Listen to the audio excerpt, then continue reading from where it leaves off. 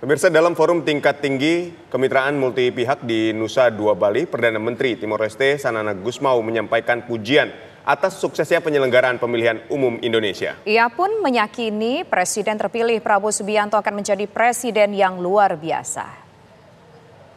Before I begin, please allow me to extend my congratulations to the government of Indonesia for the great success in holding the 2024 national elections.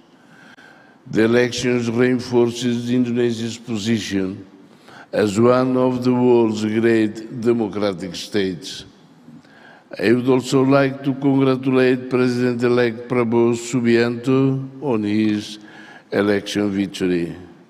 His overwhelming win demonstrates the trust that the Indonesian people have in his leadership and his vision for Indonesia. I am confident that he will be an outstanding president.